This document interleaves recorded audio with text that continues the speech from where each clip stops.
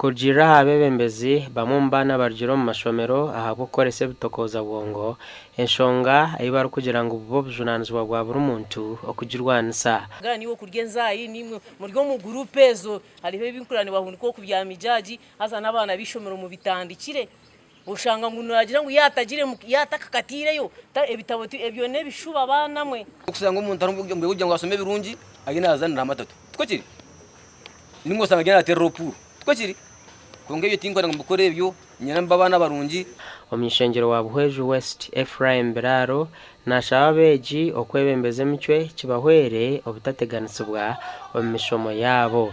Don't mind where you come from. What matters most is what is in your head. And I appeal to you as learners, maintain discipline. Discipline before the people and discipline of work and discipline of study. Okwenda kuhagira ebyo Obwegyese ministry ya Kanyabwenge no kwa Ageihangwe bahireyo computers ina aha mashomerana kandezi zakiro mu nyishengero wa Buhweju West nukwe kuzikwasa amashomeraga. On this occasion of today, we wish you well. So among my other tasks that I have put on myself is to help our people, especially the young ones, to be able to compete with the world.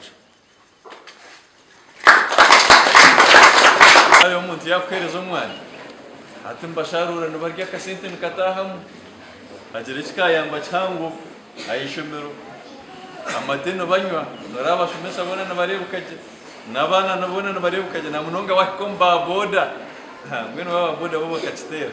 Abebembezi b'amashomero basimira obuherezo obu kandi b'inamatsiko ngu nibwija kutahita fari rahango ahabyo Obwegyese omuri Buhweju garuhanga nizo baryo kubanza mbiyafu ku Ensinganto computer krobata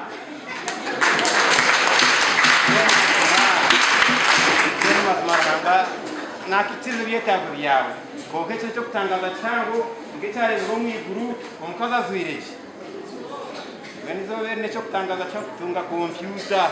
You know, you can be left by what applications and these IT skills because they are changing now and then. You know, we have our lab, but we are so grateful. When he had zone, Omuneneserezo nagira ngo Ensinganto tegera ki tebanche amashomero agatungereza Kanyabwenge hari St Andres Bahanga ubushozi primary school Kayanja vocational.